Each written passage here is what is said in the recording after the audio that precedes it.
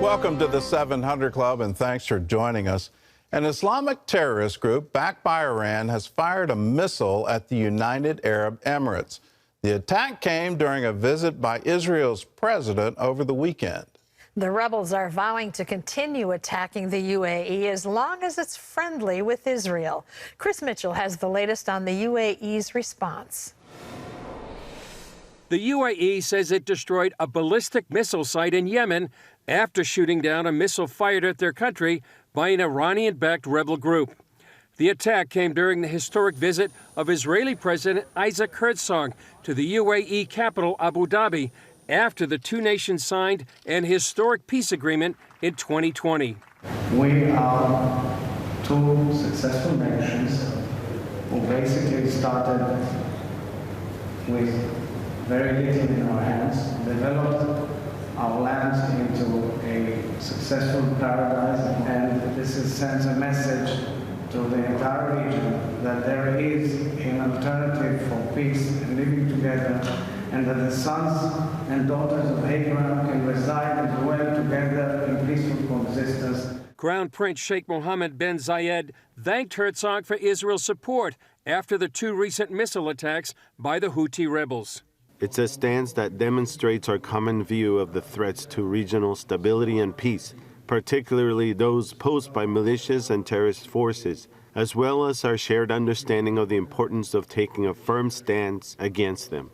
Dr. Najat Al-Sayed of the American University in Dubai said the timing of the visit demonstrates that the new relationships between Israel and its Arab neighbors will stand up to threats by Iran's proxies in the region. We're going to support the warm peace, which is the main kind of peace that kills the hostile and extremist ideologies. Israeli Reserve Brigadier General Yossi Kupperwasser said it also comes in the context of the U.S. pulling back in the region and developments with Iran. Coming to the UAE in a time like that, when the fate of the Iranian nuclear project is going to be determined, is very important for Israel, and to show that we are there together with the United Arab Emirates facing this radical threat. It's very important strategically.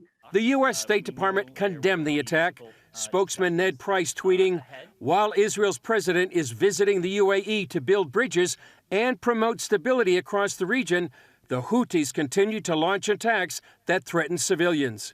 Meanwhile, the rebels threaten more attacks. The Yemeni armed forces confirmed that the UAE enemy state will remain unsafe as long as the tools of the Israeli enemy remain in Abu Dhabi and Dubai, launching aggression against our dear country. Despite the attack, President Herzog continued his trip as planned. Both Israel and the UAE pledge they won't let Iran stand in their way from creating a new Middle East.